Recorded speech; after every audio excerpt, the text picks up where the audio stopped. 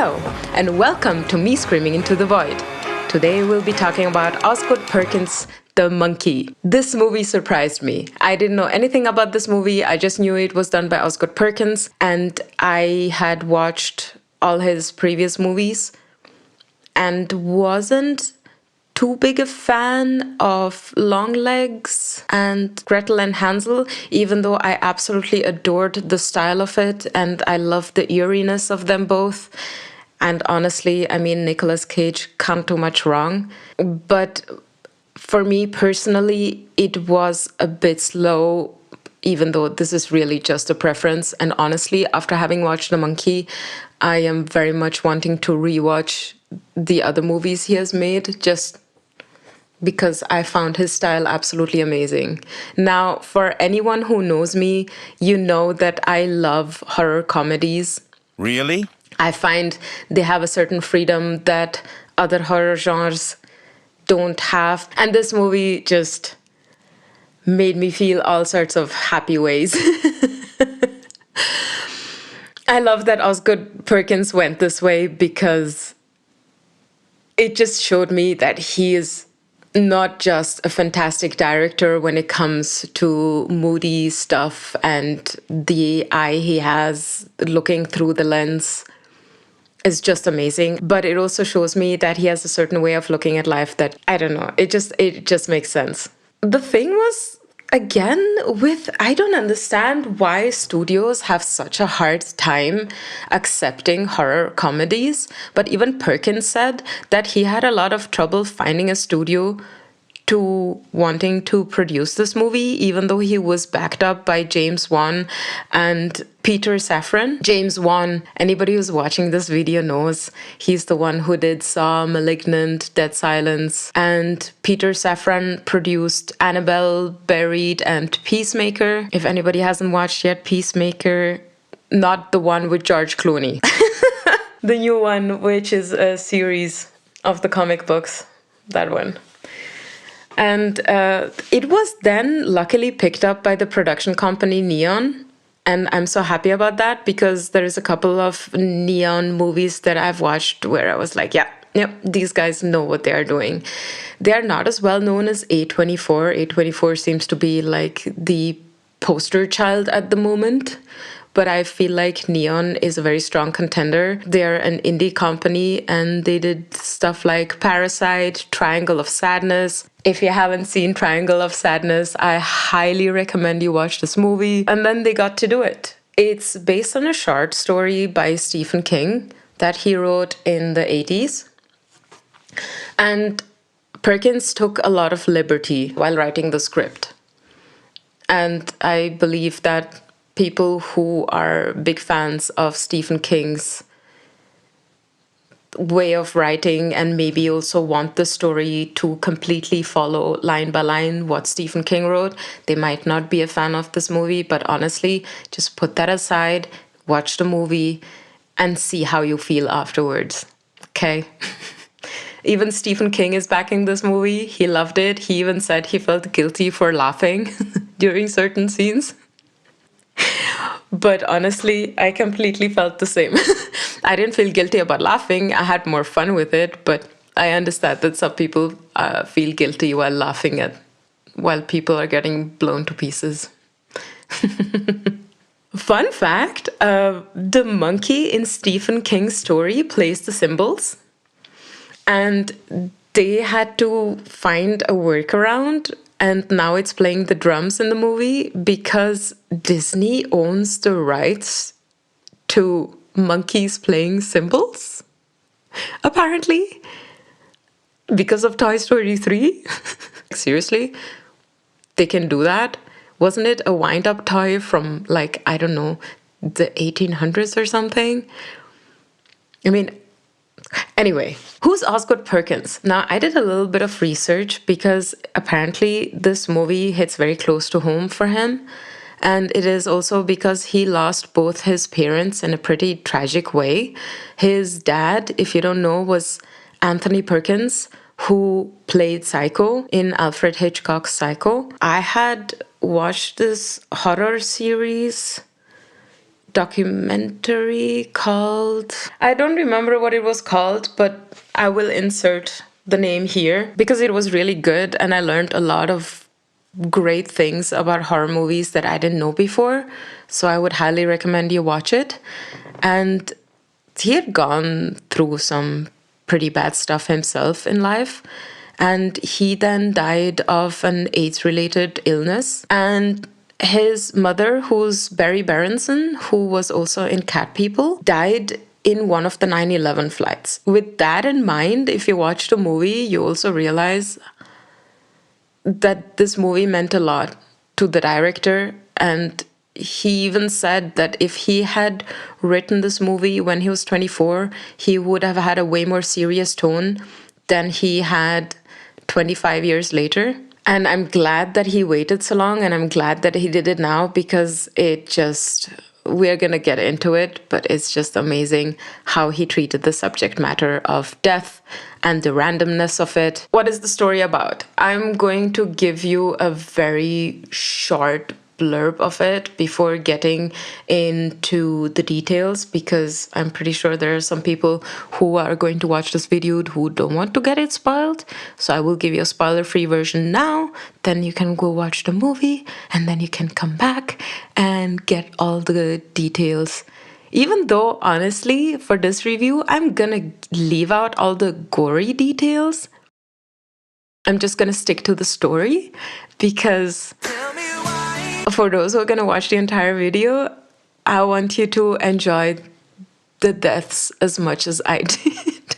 It sounds so weird when I say it like this, but honestly, once you watch the movie, you know what I mean. It's about these twin brothers, Bill and Hal. The younger version is played by Christian Convery. And I'm telling you, this kid is so amazing. I was convinced that the twins were played by two different boys. Convinced. You could not have told me it was the same actor.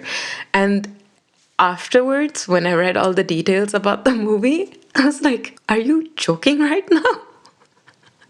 That is amazing. So hats off, absolutely amazing job. So they find this wind-up toy in 1999. He had left them earlier. They don't know why. And throughout the movie, you realize why the dad also left them, even though I'm like, seriously, you just left your family with that monkey? You could have taken the monkey with you and kept them safe, but no, of course not. He just ran away. You also see that the dynamic between the twins is very toxic. Like, Bill, who plays the more self-centered twin, likes bullying his brother Hal, and his brother Hal is more like the nerdy type, and he also gets bullied at school, and his brother doesn't make it better because he helps actually get him bullied at school. The first time they realize that something's up, or better said, that Hal realizes that something's up with the monkey, is when the first time he winds it up and it doesn't play the drums yet, so they think it's broken. And the monkey just appears in the car while the babysitter is taking them to eat something somewhere in one of those, I think it's a Korean barbecue, where they're like frying the rice on these big pans and throwing the knives around and doing an entire show. And the babysitter and the two brothers are there. Hal doesn't say anything because I guess he thought that the babysitter or his brother might have taken the monkey with them. And they go to this restaurant and the monkey plays the drums. And when he stops, you see that the babysitter dies in a horrific way. Fun fact about these deaths is that Perkins very much based himself on just making the deaths as comic as possible, because he didn't want them to be relatable. He wanted them to be over the top. And you also notice that throughout the movie. And he also said none of these deaths are actually possible in real life. He also mentioned Will E. Coyote from the Warner Bros. Cartoons, Looney Tunes. And he said he kept that very much in mind. And he also gave himself boundaries where he said, I'm just going to make deaths that are impossible and implement them in the movie. And that's what makes these deaths so great. In the first death with the babysitter, now we're going to get into spoiler territory. So if you don't want to hear any more of that, click off and come back once you watch the movie. So you have this guy who's like chopping stuff up and makes a heart out of the rice and looks at the babysitter and gives her googly eyes, like, oh. And she gives him googly eyes back. And Bill is kind of jealous because he wanted to marry his babysitter, who's way older than him. And her entire head slides off. It's so good. It's so good. And they get their first funeral. And that's when the mother explains in the weirdest way possible. She goes into a speech where I'm like, I don't have kids, but if I had, I don't know if I would explain it like that. She says that death is sudden and weird and it has no explanation or has no meaning to it. Sometimes it's in your sleep and sometimes it's in a horrible, bloody and terrible way while the kids are eating ice cream. I love that scene. That was just great. The bullying gets really, really bad, like so bad that Hal goes home. And I think he had an inkling that the monkey might be causing sudden deaths just based on the babysitter's death and the monkey having played the drums, because he could actually hear the music being played by the monkey. So he turns the key. He gets really mad and he's like, you know what? You kill my brother now. And the thing is that you already knew that the bullying was pretty bad because in the beginning of the movie, Hal is standing over his sleeping brother with his mother's bowling ball. And he's just like, I'm gonna kill you. I'm gonna kill you. So the bullying gets really bad. He comes home and he winds up the monkey and he's like willing the monkey to kill his brother. And the monkey plays the drum, you hear the music again. Then comes the saddest death of them all because their mom dies. And I like how much love Perkins put into this scene because you understood that it hit close to home. You understood that this death was not meant to be comical. And she dies of this brain aneurysm right in front of Bill, which is such an effed up way to see your mother die, just blood spurting from these orifices. And it's not funny, it's not comedic. The death of Bill's and Hal's mom is very much at the center of this movie. You have the monkey, absolutely, and that is the catalyst of it all, but the mother's death is what drives the characters. Perkins even says that their feelings about their mom is at the center of the picture, and you notice it throughout. And he says, it's still bad, but it's less destroying. I didn't want to destroy her because she's at the center of good for the picture, and I wanted to put a little softness, just a little sort of gentle touch on what happened to her. And I find that very sweet because it's nice when the director puts his own experiences and his own feelings and emotions into a movie, because that makes it so much better and it gives it a certain truth that other movies just don't have. So the mother dies, making them orphans because we don't know where the dad is. The dad left ages ago and they have to move in with their aunt and uncle. I love that the uncle is played by Perkins himself. Like a little self-insertion. And he calls himself a bad actor. Mr. Sir Osgood Perkins, sir, you are definitely not a bad actor. After the mother's death, Hal chops up the monkey and you have this black thing oozing out of the monkey. And he puts it in a trash bag and lets it be taken by the trash guys.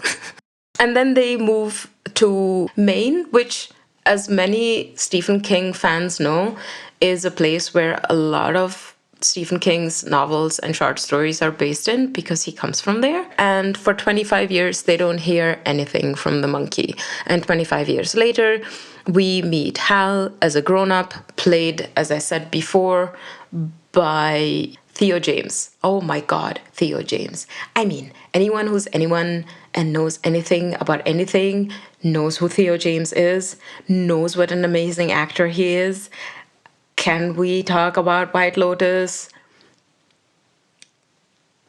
The Gentleman, the series, not the movie. He's been in other things too, but amazing actor. And I loved him as the twins. He played them so well.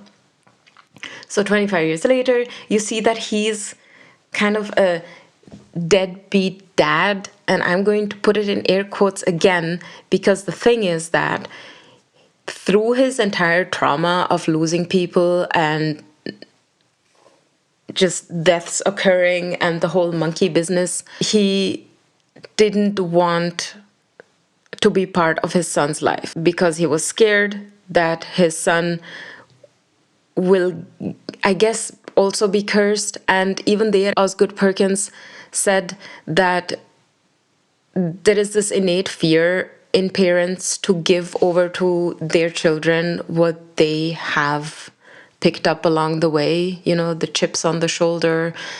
I'm guessing also mental illnesses. I like that even the father-son relationship has a certain deeper truth to it, because Osgood Perkins was putting his own fear into this movie. And it reflects also, and I find it absolutely beautiful. He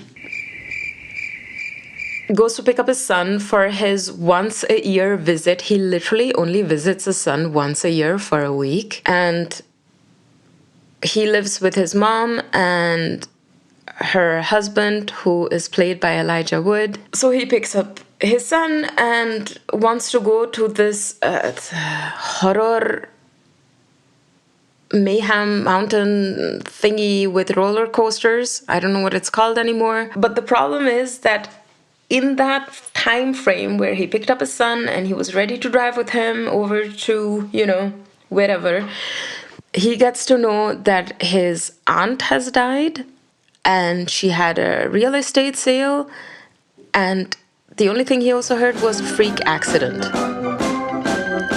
So there he was also like, okay, shit, we need to do something. He wanted to bring his son back home and said, I can't take you with me, because obviously he's scared that the monkey's around again and he's gonna beat his drums and just cause mayhem again, and he didn't want his son to be one of those deaths. So they're now at the motel because the son said, listen, you can't just shove me away all the time. What is this? And I understand also the sentiment from the son, because the son is like, why do you keep pushing me away? Why do you keep doing that? Was I a mistake? Do you not want me?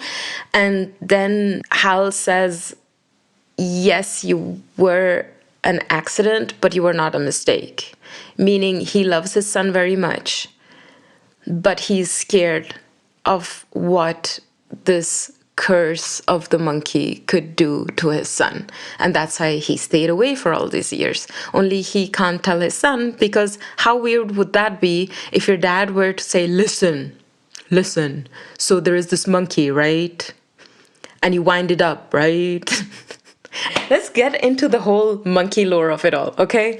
The monkey's design is amazing. I loved the lighting every time that you see the monkey. Like sometimes in cinema, to not make your eyes look dead, you have a certain backlight that gives these white like spots in the eyes so that you look more alive. And Osgood Perkins took that and applied it to an inanimate object, the monkey, making the monkey more alive than it is. Love that detail so much. There's just so many small things that he did with this monkey design. Like, for example, it has a little rotating thing that makes the drumstick go around and it beats the drums and then it stops. And the thing is that if the one hand is still up, it means that it hasn't yet stopped beating the drum. And once it finishes, you get the next freak accident death. I don't think that I had seen the monkey's key being turned or the monkey's arm being up when the aunt died 25 years later. I mean, you heard the music, you heard the drums, and her death, wow. Just so many things were happening at the same time. And that's really where the Wile E. Coyote of it all comes in. And I feel like that death was most inspired by it, because you have her head bursting into flames and her running straight into, the house for sale signs. He even pauses it just to make more of an impact. There is another death I'm not going to talk about because, as I said, I want you to have some fun with it too, where this person bursts and there is a blood shower. And Perkins pretty much researched how much blood there is in a human body and just amped it up to the eightfold. There were trucks filled with blood and body parts cannons.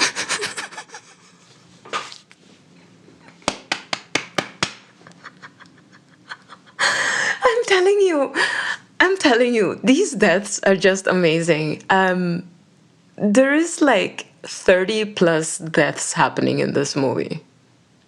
Getting back to Hal and his son. So Hal goes to his aunt's house to figure out what happened and also find the monkey and tell his son pretty much to stay in the car. And we get our next freak accident. And suddenly there is the freak accidents are amping up.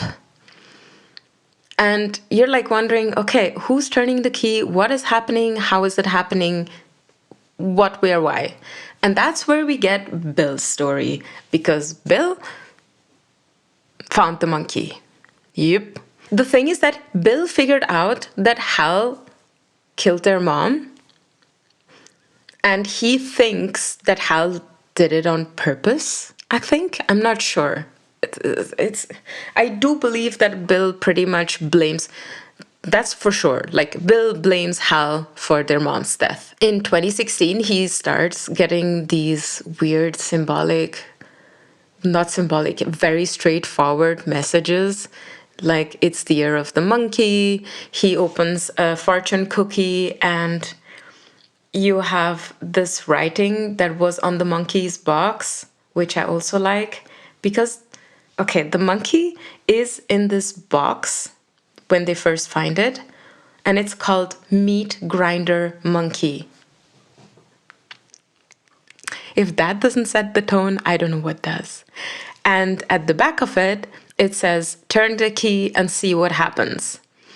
And when he gets this fortune cookie, 16 years later, he also sees, turn the key and see what happens. So that's not just some symbolism or something. That's an actual message from the monkey. And I love the cosmic horrorness of it all, because you don't know where the monkey's coming from. For myself, I like to believe that the monkey is older than the gods and is like this entity. And when I say older than the gods, I mean older than the religions that we believe in now. And that it's this entity that has a way darker and more sinister way of acting, right? He finds the monkey finally and starts winding up the key to kill Hal. Only the problem is everybody else around him gets killed except for Hal. And that's when we meet Ricky, because Ricky is the one who actually found the monkey at the estate sale of their aunts, because the monkey just appeared again. When Hal had chopped it up while they were kids, the monkey reappeared while they were already in Maine at their aunt's and uncle's house. And what they did was they put it in a box, the two boys, and put chains around it, and then threw it down into a well. 25 years, nothing happened, and suddenly it reappears in this estate sale, and Ricky buys it from a yard sale, and then he sells it off to Bill. And that's why the death start occurring again 25 years later, because you have Bill who's just trying to avenge his mother. The problem is that once Ricky actually sells the monkey to Bill, he wants it back because it reminds him of his dad, who had also disappeared. And he calls his dad also deadbeat because he was a police officer and he just disappeared. Apparently, he went to buy cigarettes. So Petey goes back to Bill's fortress. Now, Bill now lives in this weird hall-like fortress that he has rigged so that if people come in and they go through the tripwires, they could get killed. And he built this altar of TVs with a little like clam thing, like a little mermaid clam thing. And when he gets the monkey, he places it on top like it's some kind of godlike creature. And you see also that he's pleading with the monkey, like, please kill my brother, please, please, pretty, pretty, please. The saddest part about Bill is that he revolved his entire life upon revenging his mother's death and just being tethered to this death and not being able to get out of it, which you notice with a lot of people who cannot get out of a certain situation that has traumatized them in their life, and they just can't move on. They can't develop into the people that they could if they would let go. So it also plays with this fact of having to let go and accepting the death that you had of this loved one, right? And I love that this is like at the center of this movie, surrounded by all these comedic deaths. In the end, you have the scene because Ricky's death is amazing. Okay, I'm not gonna say how he dies, but that was just peak performance. Loved it. So he dies.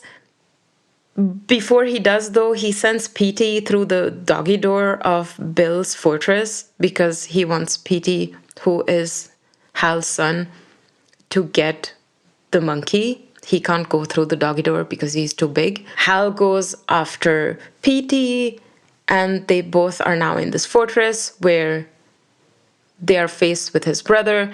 And you see that his brother is so mad at the monkey that he's forcing the monkey's hands to play the drum. And you know that's gotta be bad, right? I mean, it's got a wind-up key for a reason.